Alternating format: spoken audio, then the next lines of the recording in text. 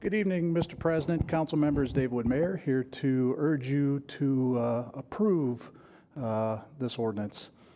This one is the last of a series of positions that we have civilianized within the Mishawaka Police Department. It began with IT many years ago. We civilianized, a sworn officer was doing IT work exclusively for the department. He has since retired. He is still with the city. He is a civilian IT representative, still doing the same work. We then have civilianized the training position and the recruiter. All three of those have allowed us to reassign the people with those responsibilities and put them back on the street where we think that they belong, serving our public in a very personal way. This was always the last one that we had foreseen to civilianize. This one is a big job. The Chief of Records Division. Sometimes it's hard to fill because you get a little ways away from police work. You're in many ways doing a lot of office management duties. And so we have planned for this for a long time.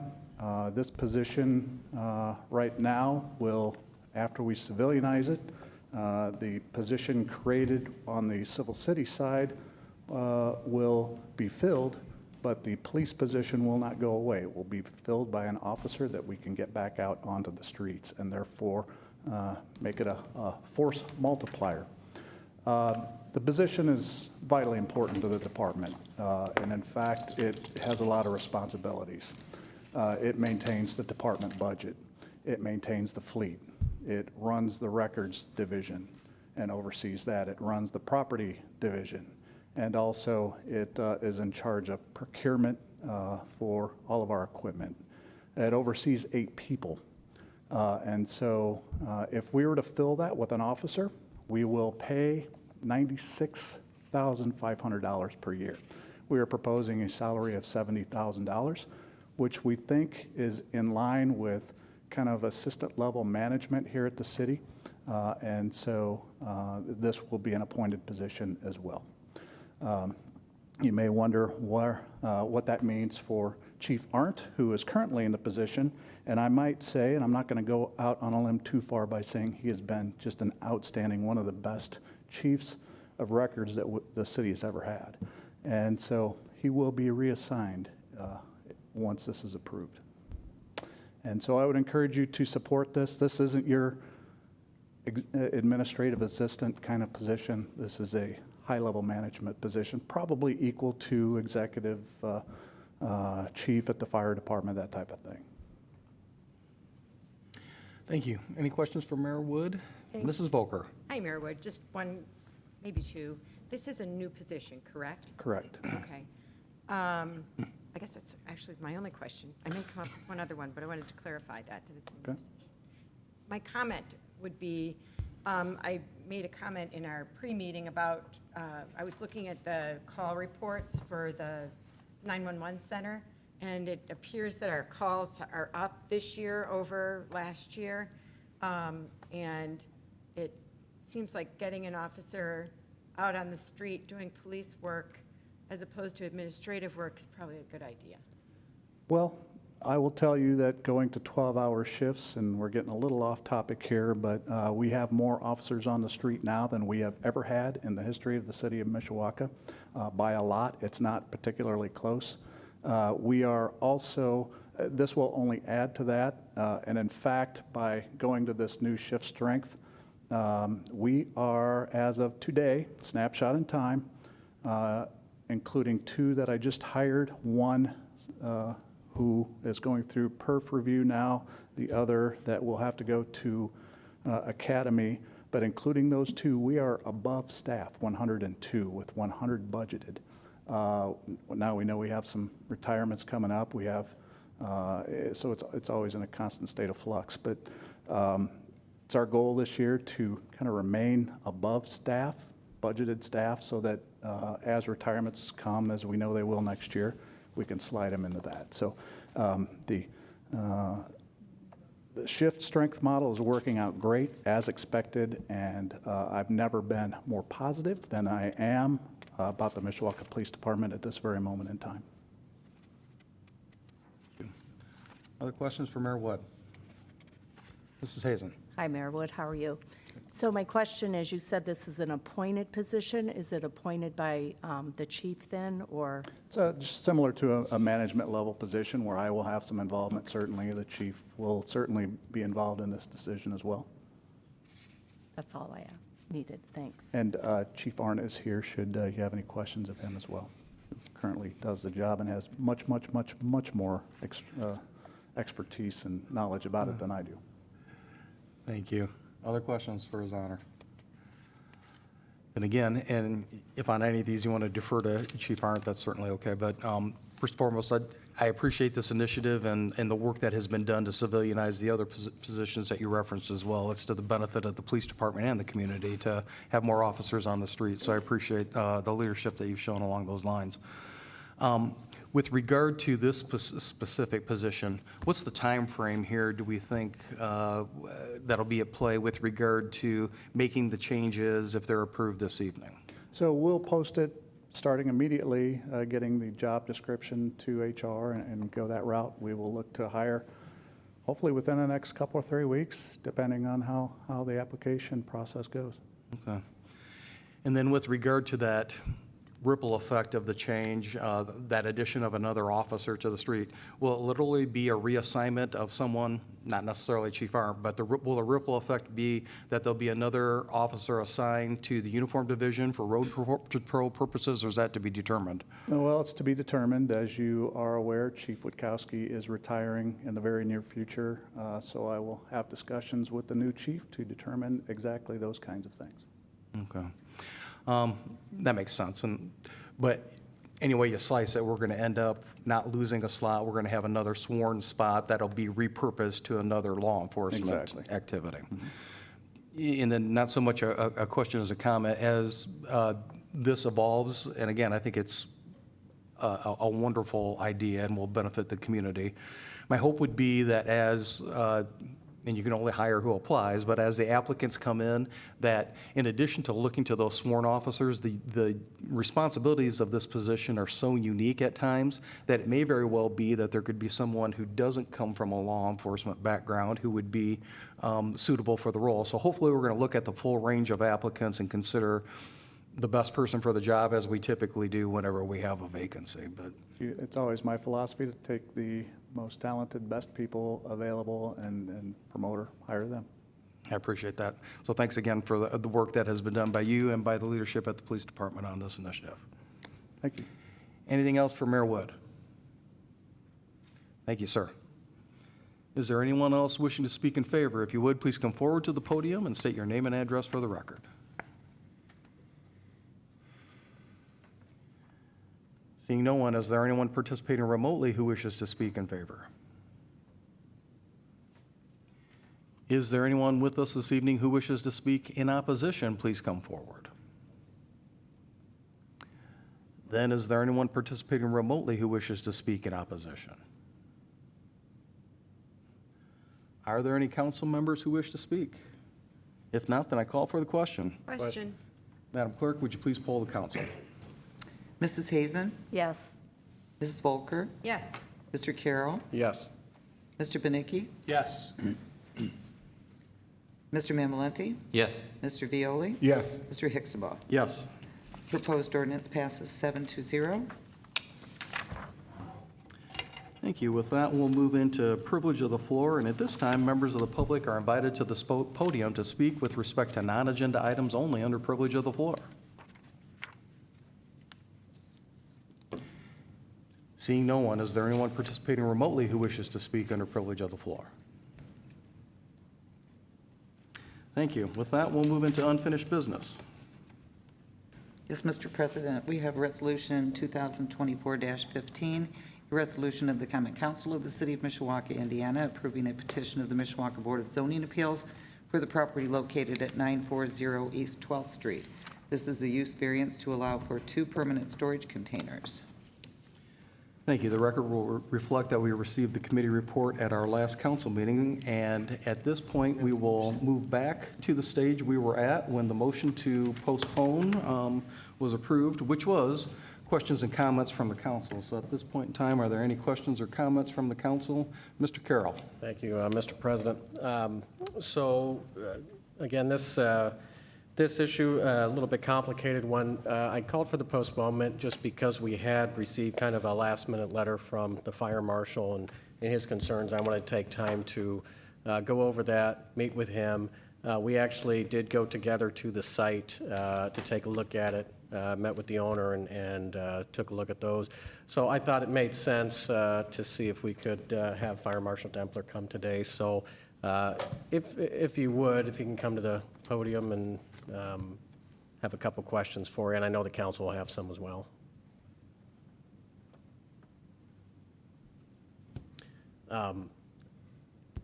I guess just maybe if we could start off with just a quick overview of, the containers, why you had that information and suggested the owner that they should have them. Because overall, I think we're all trying to accomplish the same thing. What's the safest thing for our community, for the business owners, for the store, and all of that. So I hope you have And anything. if I can be so rude as to jump in, just as a matter of housekeeping, could you begin by stating your name and address, business address for the record? All right. Yeah, Bill Dempler, Mishawaka Fire Marshal, 3000 East Harrison, Station 4.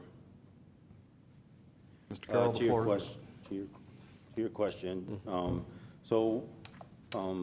the Mishawaka Bureau has worked very hard to build a relationship with IDHS. That's our state inspectors, state fire marshals.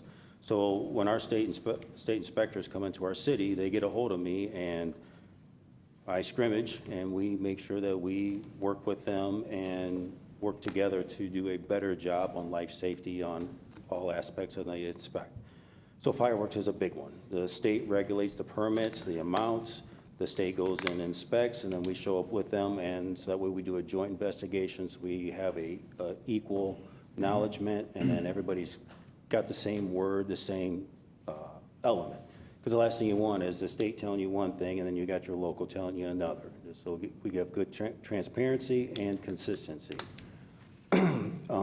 With the location at hand, the previous state fire marshal asked, why don't you allow them to have containers? I'm like, well, it's not a code thing, it's a zoning thing. The zoning doesn't allow them to have the containers, and that's why.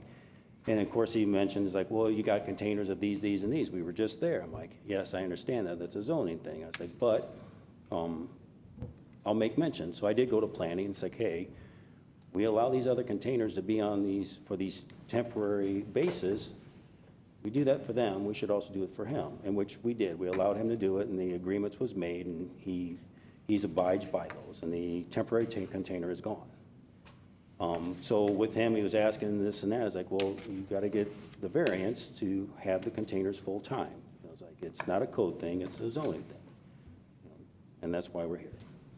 So could I ask on the safety aspect of this, containers, no containers, temporary containers, in your mind, what's the safest thing to do? Because it seems abnormal to have a fireworks store, in an area with other businesses and, being in close quarters. That's, I think, the question that I'm trying to drill down on today is, what's the safest thing to do in this situation? Well, it's not abnormal. There's fireworks stores all over the place. You have Myers, Menards, Sam's Club used to. All mercantiles, they all have fireworks. They all have big packages. You have other occupancies where they're connected to other units. This unit here is actually one of my better ones. We have a sprinkler system. We have a 1-hour firewall. I put him through the rigors, making sure the fire caulking was done properly, even when the self-storage on the other side opened up, making sure that those were properly caulked and sealed, so that way we have separation. By code, it is a separate entity. Yes, it's connected, but with the firewall and the sprinkler system, it's a separate entity. So do you feel that these storage trailers are a safer option, or is it going to be 6 of one, half dozen of the other? As a firefighter, as one of your firefighters, I'd rather deal with a fire on the container than in the building. The container, I'm just going to spray it and protect my exposures. If it's in the building, then I got to worry about everything else. Less damage, less concern for my firefighters. They're not going in that building. If his room's packed full, it's got my riser in there for the self-storage, it's got the fire alarm system for the self-storage. That's a big, dangerous area for my guys to have to go into, just to try to check out the system or whatever. If it's in the containers, less risk, safer for my guys. Okay.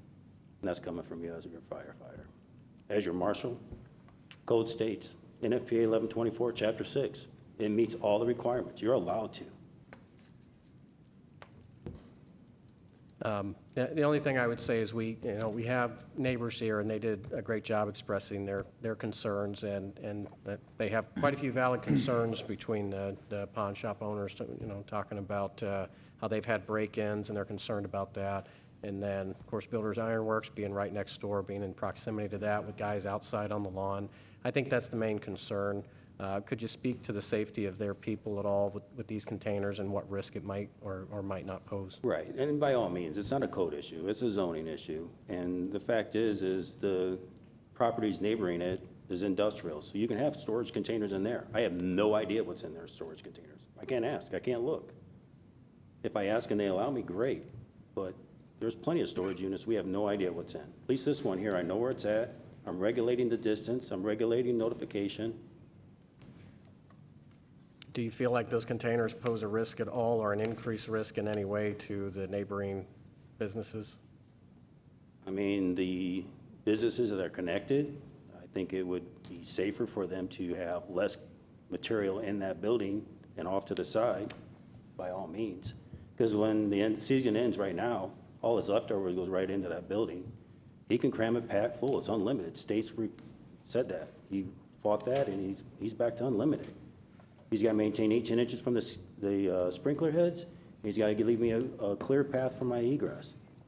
That's it. He can pack it to the hilt. At least with the storage containers, we can get him to agree to keep the amount down in the building, keep the extra in the storage containers. Because again, I'm just going to spray these storage containers. I'm not going to go in. It's a defensive fire. If it's in the building, we don't know if anybody's in there, we're going in. Risk a lot for a lot, risk little for little. Storage containers is risk little. Just protect the buildings beside.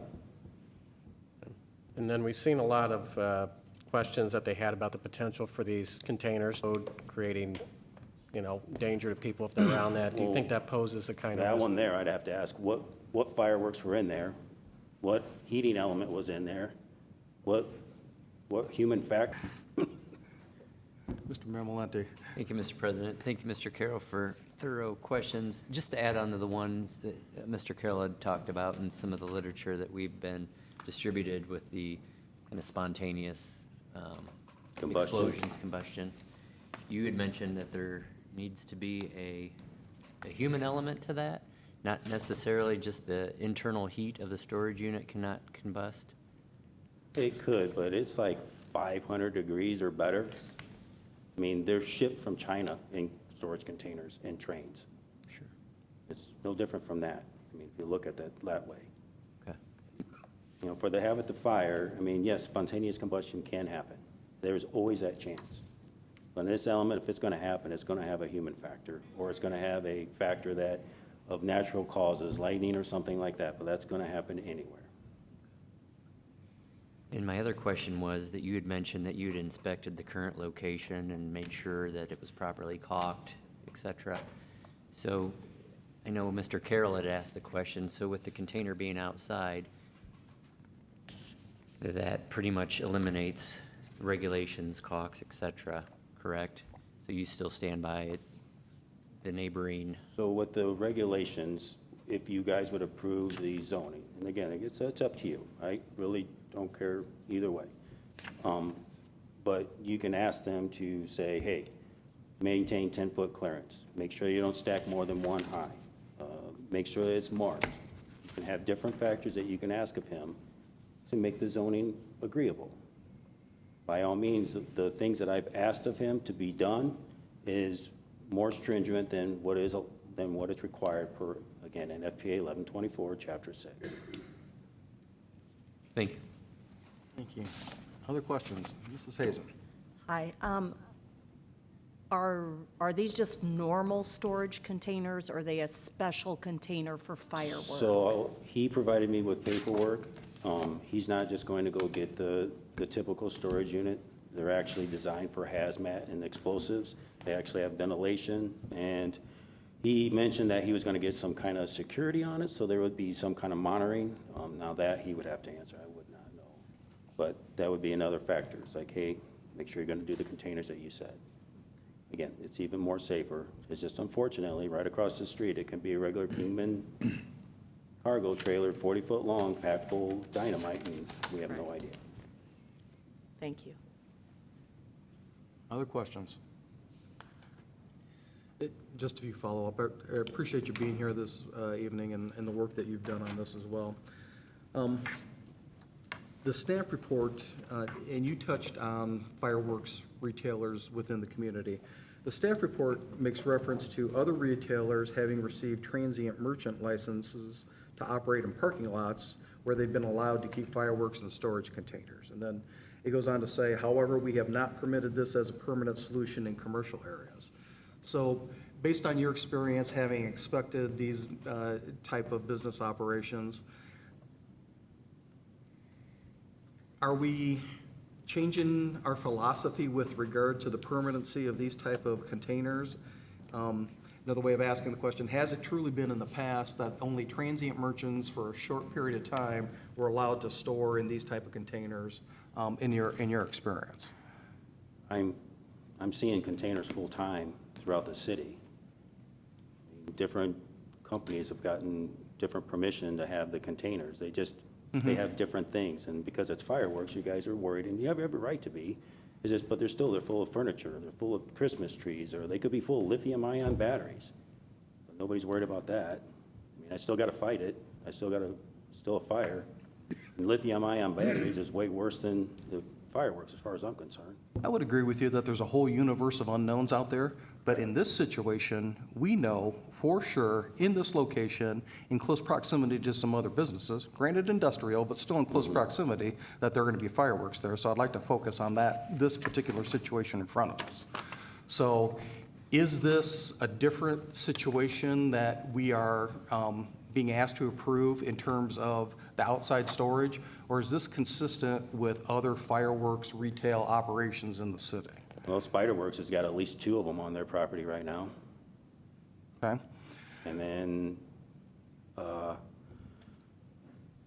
on Edison, the Cash Pawn Shop, he had a storage unit on the far northeast corner for when Perry Fireworks were in that strip mall, and that was full of fireworks. Okay. So there is some precedent for these type of containers being used in conjunction Correct. with these type of operations? We have county addresses that you go down, they're storage units, and they're packed full.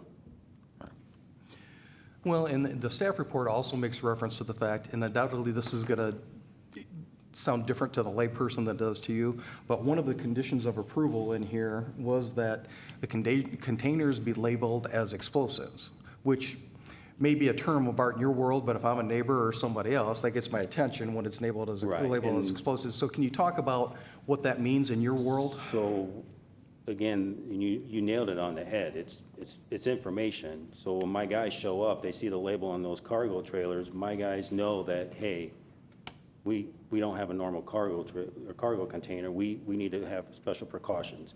And with that being said, then if these would be approved, my guys are going to pre-plan it. My guys are going to make sure they understand and get tactics, so that way if this event happens, we can properly handle it and move forward. And this does, in your professional opinion, promote not just public safety, but firefighter safety in the event that there's a fire at the location, to have these housed outside in the trailers as opposed to... Absolutely. I mean, every site you're gonna have to do special looks by all means. But yeah, in this circumstance, if I can have less fireworks in that store, and my guys can go check on that riser and check on that fire alarm without hesitation, by all means, this is a safer plan for my guys. And then one final question. When I say that, usually I have 5 more, but I'll try to stick It's to, no, okay, I'll try to buddy. stick to one. So again, given your expertise and the work that you do inspecting firework retailers, if hypothetically, a firework retailer of the kind that's at issue this evening, if the employees of that fireworks retailer were in close proximity to the store, or in this case, to the trailers that could be approved, if they were shooting off fireworks, would that pose a concern to you? Well, typically, these fireworks stores do shoot off fireworks during the day, during the allowed ordinance time, out in the parking lots. Crazy Steve's did. We see them all the time. If you don't like that, if it's upsetting the neighbors, again, it's not a code thing, it's a zoning thing. You're more than welcome to say, hey, we don't want you to do that. And then if I know that as a rule, I can go ahead of state and make that rule, because it's an agreement that I know upon, that I know he's supposed to maintain. You lost me there. I want to make sure I understand that. What Because can we you are do being to stricter enforce than that? what the state would. So if the state's fire marshal would come, he would say, well, he's allowed to, it's during this time here, this and this and this. And I can say, no, because of this agreement, you're not supposed to. So within the state permitting process, I just want to parrot this back to make sure I understand. You have the ability to make as part of one of the conditions of approval for that state permit, or the state has the ability to No, say? part of your zoning is not state. Okay. I would agree to a certain extent, but we have our fireworks ordinance that limits the Correct. use of fireworks throughout the community by whomever, whether they hold a license or not. Correct. I guess my question is, outside of the allowable periods, They should not be. they should not be doing that. Does that in fact pose any enhanced risk to either them or any neighboring? I mean, if they would shoot the Landowners. fireworks off and they were in the containers and the containers were completely closed, I would not be worried. Okay. It's no different than shooting a firework off by your house. I'd be more worried about your house catching on fire than a metal container. I appreciate your expertise and your understanding. Thank you, sir. Any other questions for Fire Marshal Dumpler? Thank you. Okay, good. You're good. Any other questions or comments from the council? Then I have a question for petitioners, or the appellant's counsel. Counselor, if you could come forward.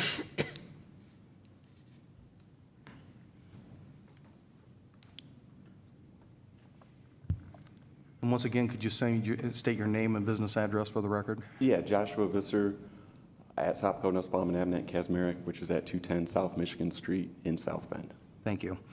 If you recall the exchange that we had at the last meeting, and I appreciated the information that you shared, one of my concerns, and it's a follow-up to the discussion this evening with our fire marshal, has to do with those fireworks that, and I have no reason to disbelieve the neighbor, that are reportedly being shot off outside of the scope of when they're allowable under our ordinance.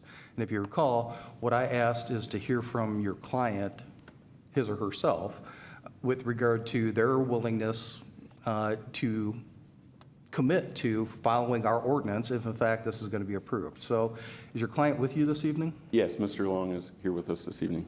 Are you going to have any problem with your client committing to follow the ordinance that everybody who lives or works or owns a business in Mishawaka is subject to? Are there going to be, will it be a problem for them agreeing to follow that scrupulously? Absolutely no problem. All right. Can we hear from, let me ask if there are any other questions for council then. Mr. Viola. Thank you, Mr. President. We had discussed at the last meeting about security cameras, and I think you had mentioned that it would be maybe a Blink or something where they have it on an app on their phone, and I had asked you if they would be willing to do something more permanent with 24-hour surveillance or something on those, on the outside. Correct. And Mr. Long could speak to this as well, but my understanding from speaking with him that since the last meeting, he reached out to, I believe it was SimpliSafe, a vendor, about having something going forward, and they've discussed, and I believe he's ordered 4 cameras to be on this area, and those to be monitored by somebody at all times. I'm familiar with SimpliSafe. I have it at my home, so yeah. Okay. Okay, thank you. Mrs. Volker. Thank you. Excuse me, I have a question, a follow-up question.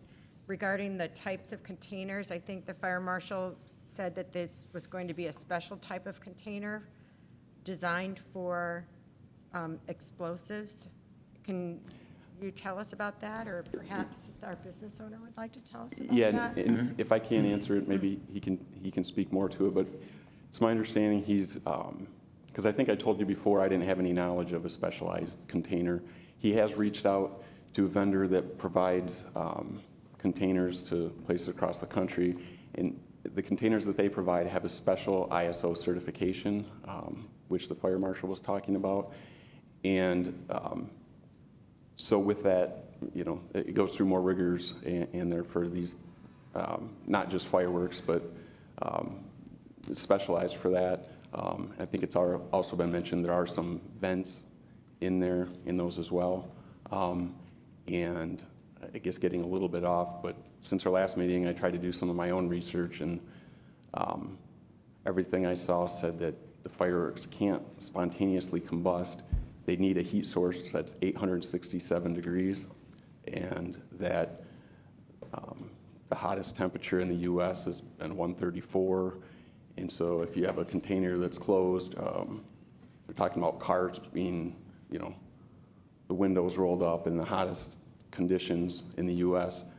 Would top out at like 200 degrees inside the car. We're talking about 867 degrees, which, you know, is nowhere close to that. And so these articles I was reading were put out by places in Texas and California and such, and had no issue with the temperature. Thank you. Other questions for council? Mr. Viola? The container that Mrs. Volker was asking you about, what's a typical cost versus a regular container? Do you have that, any idea? I was just wondering how much more. Unfortunately, I have no idea. Maybe Mr. Long Okay. might know about that. Anything else? Thank you, Counselor. I would like to hear from your client now, if we could.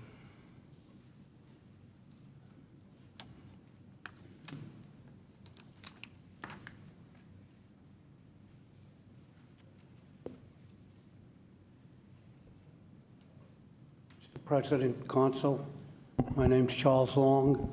My address is 940 East 12th Street, Mishawaka, Indiana. Thank you, sir. Is there anything that you want to tell us before we ask you a few questions? No, not really. I'll wait for the questions. All right. Any questions from the council? For Mr. Viola? Yeah, Mr. Long, those special containers, do you have a ballpark of what they each will cost you? Yeah, they're $5,000 a piece. 5,000, and you don't know what a normal container that doesn't have? Not a normal container. But you don't know what those would cost? These containers are recommended through Homeland Security. They come with an ISO rating of 45 GI. These containers are made to handle explosives and toxic materials. Mr. Long, one more question. The inventory that you keep at the store, you're not looking, are you going to increase your inventory, or is it going to be the normal amount that you would normally keep in the store, but now you're going to maybe keep a third of it in the store and a third in each of the other two containers? You're not looking to become a wholesaler and tripling or quadrupling your inventory during, like, let's say, off seasons, for example? Well, we start bringing inventory in around May. We go through May and June. We increase the inventory about 50% of what's there. Okay. But then after the holiday, it's broken down. There's nothing coming in. And by having the 3 containers, we can keep a third in each. God forbid of an accident, it's going to happen in one spot, not all 3.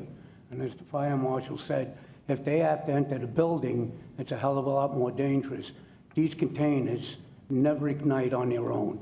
It takes 867 degrees Fahrenheit. The hottest temperature on planet Earth was 177.4 degrees in the Lut Desert. They tested fireworks there, nothing ignited. These fireworks ignite only by somebody igniting them. I understand Rudy had showed you a video at one of these meetings. I don't know if he gave you the follow-up on that container catching fire. The fire marshal said it was arson. I spoke with the fire marshals. I have the paper readouts. There was nobody hurt in that fire. There was absolutely no property damage. That fire was ignited at 5:45 in the morning. It burned for 45 minutes, the fire department put it out. 2 fireworks stores alongside of it, open for business as usual, with absolutely no damage to their building. I think you need to know the facts before just pictures. So you're not looking to increase your inventory in any large amount? It's increased during the season. Oh, no, but I then understand that. We sell out 90% of it, drops down. I Right. invited Tony over to give him an idea. I told him, we're not trying to change your mind. I understand your stance on business. I says, but I want to try and ease things. I had spoke with Tony, apologized to him for the past fireworks being fired off. We normally shoot them off around the 4th of July to promote business. I have a clerk that worked for me that shot off here and there quite often, New Year's and stuff. I assured Tony that would not take place anymore. And that's all I can do. I asked him to come over for a meeting so I can try to ease his mind on the security precautions we're taking. These are going to be monitored by a security system 24/7. There's contacts being put on these doors that as soon as the door opens, it sends a signal to them. So I'm doing everything I can to keep it as safe as possible. Thank you. Thank you. Mr. Carroll. Thank you, Mr. President. Mr. Long, a few questions here. As far as the type of fireworks you use, you're only using retail, and you're only planning to use retail fireworks that have, what, a maximum 500? 1.4 G, that's the only ones we could use unless we got a Pyrotech license. These come in 4 grades, 1.1, 1.2, and 1.3. Those are very high-end explosives. We're not allowed to handle them at all. We can't even purchase them. And you have no intention of pursuing that in the future? Oh, no, I'm 77. I don't want to go for a Pyrotech license. Thank you. And the other one, as you heard from Fire Marshal Dempler, I think my biggest concern is the safety of our firefighters. For his part, it sounds like he's saying that lower inventory inside of that building will be the safest possible thing for his firefighters. Absolutely. If we do approve this and you get approval for that, are you committed to lowering that inventory Absolutely. inside the building? That's why I want the containers. I want to bring that down. Okay. And We're then- allowed to go as high as the rafters. We're allowed to stay 18 inches from the sprinkler system. Yep. We put extensive money into this building. We had to up our sprinkler system a ½ inch. We had to put double sheet of 3/4 inch sheetrock throughout the entire store. We had to seal off the top with special foam. We had to put in a suppression system that's monitored 24/7. We had to put a lockbox outside the building for the fire department to enter. We followed everything. The state issued our license unlimited, which means I can take all my shelves out of there and put 100,000 pounds of explosives in there, and fire marshal couldn't do anything about it as long as I was below that sprinkler system. And I'm trying to avoid all of that and put stuff into containers where if something happened, it would be limited and a limited amount in one area. Okay. And then, thank you. And the last question I have, and you already touched on it, but I just want to make sure I ask directly. Are you, as a business owner, committed to you and all of your employees following our fireworks ordinances? I as far as issued when you- orders to when you every will one and of won't? them. I gave Tony an insurance that they'll, at any time, not even at the 4th, to promote the business, would anything be shot off over there at all. Thank you. That's what I have. Thank you. Any other questions? Mr. Memwani. Thank you, Mr. President. Just a quick follow-up to Mr. Carroll's comments, and that was going to be my suggestion. If this gets approved tonight or not, when you do light off fireworks during the approved ordinance time, if you could get with some of your neighbors and find out, let them know, perhaps you're going to be lighting some off if they need some personal property moved, that they have time to do that, or come up with an I agreement. assure you, even at the allowed time, we will not shoot off any fireworks on that property at all, even during the allowed time. Okay. Great, thank you. Thank you. Any other, Mr. Carroll? Just one last one I forgot. I know you had mentioned this before, but as the fire marshal said that they don't have the same inspection powers over containers, but are you committed to allowing them to inspect the containers at your annual time and open it up? for Fire them? marshal can enter my property anytime, 24/7. He can open up any of the containers, inspect them, check exactly what's in them. Thank you. Other questions from the council? Thank you, sir. Are there any other questions or comments from the council? Well, I appreciate the additional information, especially from Fire Marshal Dempler.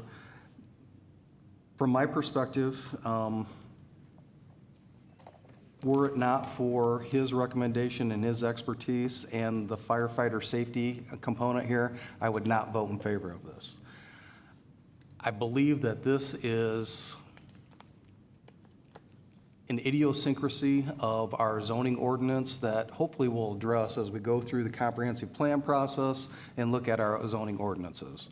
And that's not the fault of the business owner here. It is, I think, a topic that we need to discuss as we move forward. But this evening, we have to deal with the statute, the ordinances that we have, not the ordinances that we want to have. So again, I'm going to defer to the fire department and their expertise, but that's the only reason that I'm going to vote in favor of this.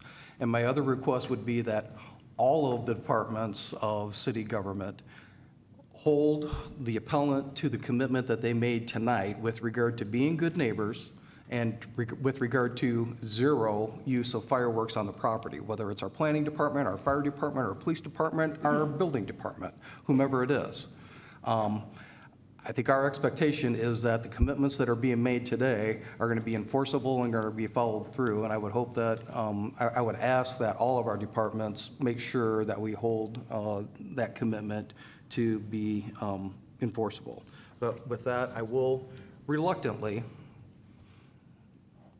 err on the side of supporting the fire department and vote in favor of this evening. And if there are no other questions or comments, I will call for the question. Question. Madam Clerk, would you please poll the council? Mrs. Hazen, Yes. Mrs. Volker, Yes. Mr. Carroll, Yes. Mr. Benicki, Yes. Mr. Mamalenti, Yes. Mr. Violi, Yes. Mr. Hicksonbaugh. Yes. The resolution passes 7-0. Thank you. New business. Is there any new business to come before the council? Then hearing none, a motion to adjourn would be in order. So moved. We are adjourned. Thank you. So this is